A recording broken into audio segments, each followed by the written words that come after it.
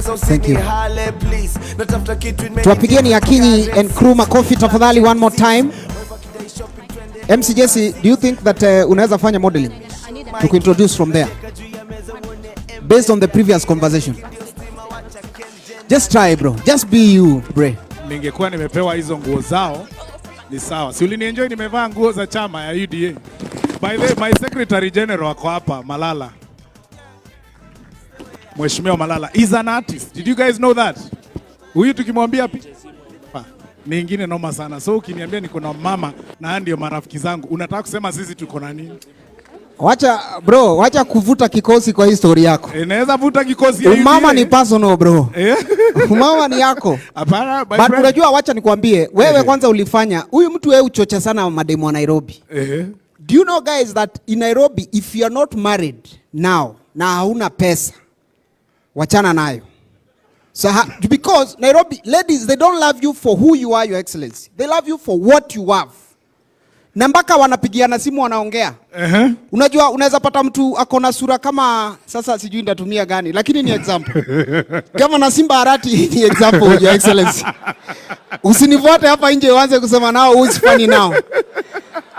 Lakini unapata gavana kama Simba Arati kwa sababu akona pesa. Si unaona akona kipara? Na sura personal. Na sura yake tu private. Usichoche sana lakini sura yenye yeye peke yake ndio anajua yeye uifurahia. Today tunamchocha. Sema oh my god. Akinapenda kipara yake. Kwanza avae sharpshooter. Alafu avae suti anakaa sponsor.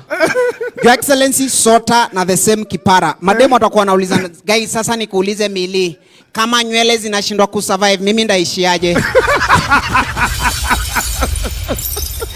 Your excellency ni jokes. Ni jokes. Uongo. Mheshimiwa Your Excellency aliniambia atakupiga na hiyo.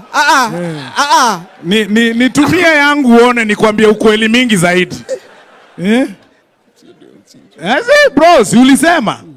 Mimi ni msema kweli. Mimi nimeingia kwa wale watu ambao wanasema ukweli. Niseme nisiseme? Mimi ndio ndasema ukweli. Ukienda hiyo direction nimekwambia kitu watu wanafanya Kayole, watu wa Kisii. Unajua Kayole governor, sijui kama unajua kuna siku watu walikuwa wananyongwa sana.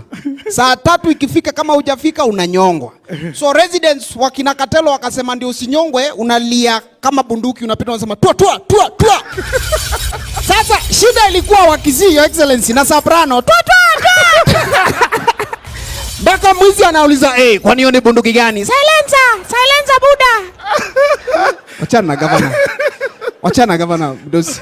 Okay. Nimewacha. Lakini governor ukiniachia yangu nitakutumia hizo stories za ameniambia. Governor pia ukiniachia ndaacha kuongea hivi vile naongea. Nitengeneze mfuko uone. Pia Jago yuko hapa. Ngoja, wewe governor alisema ati wa Kisii ni wachawi. Hiyo ni story yako. Pia amesema niseme. Okay, sawa. We have a lot of content creators in the house here. Wako wapi? Content creators. Wako wapi content creators?